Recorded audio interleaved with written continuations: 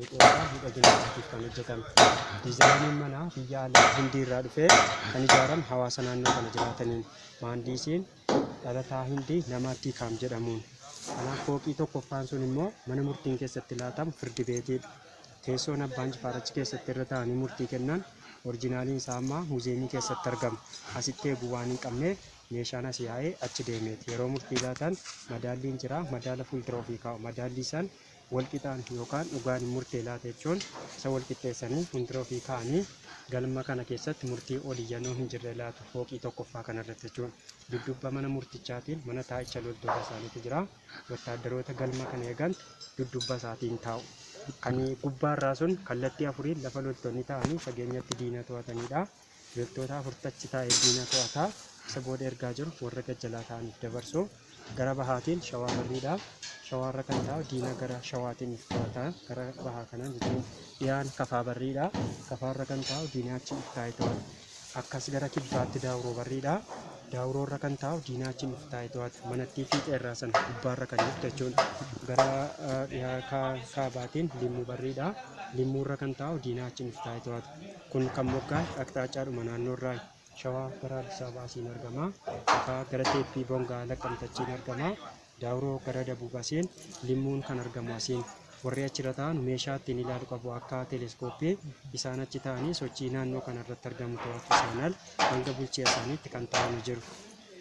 Inni as garanaa kun immoo mana quraanaatti gara kanaan manni jiru.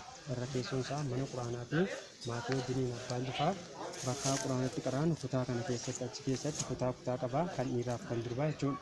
Dudduuba isaatiin mana cisicha ijoollee 14tiif lafa bashannanaatu jira. Isaa gara sanaan ilaaluu dandeenya jechuudha.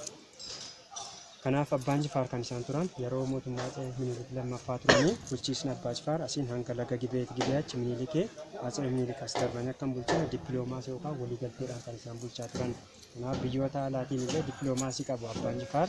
Biyyoota akka Hindii, Paakistaan, Turkii biyyoota Arabaatiin dippiloomaasii waan qabanuuf yeroo sanatti waliigalteedhaan kan isaan Atsee Minilik wajjin bulchaa turan jechuudha. Sawadii irrattis mana jaarsanii abbaan Jifaar. Yeroo sanatti namoonni Itoophiyaan hajjiif yeroo deemu akka itti boqotu jedhanii kan ijaarsan ammallee maqaa abbaa Jifaarii jira. Ammallee maqaa abbaa Jifaarii kan jiru muktii gaalaan fe'amee gaalaan harkifamee amma achi deemeetti bara sanatti kan ittiin ijaaramaa jechuudha. Kanaaf asiin bulchiisni abbaa Jifaar hanga Gibeetii Gibeetti Atsee Minilikii abbaan Jifaar mootii shanan Gibee keessaas tokkodha.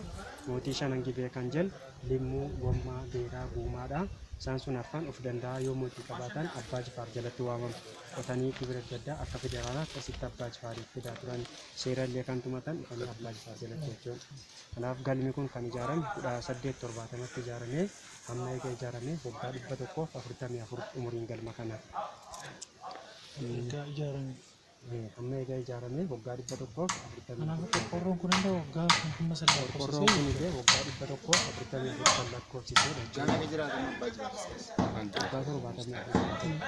Abbaan Jifaar kan isaan dhalatan bara 1852 dhalatan. Dhagaartuu jarri dudduubbaa gaaffiis yoo gaaffii qabaatan waan dhagee tokkotti dhagaafatanii 1852 dhalatanii bara 1926tti kan isaan du'an. Jimmaan waggaa 56 bulchanii umuriidhaan waggaa 74 kan isaan jiraatan. Maqaa ijoollummaadhaan waamaa turan maqaa sadii qabu. Maqaan abbaa Jifaar inni jalqabaa Tulluu. Tulluun aabii isaanii dheeraa meetira 2 seentimeetira 10 dheeratu. Maqaan lammaffaa Mahammad Daawudii. Mahammad Daawud maqaa amantootaan maqaa musliimaatiin kan moggaa'edha.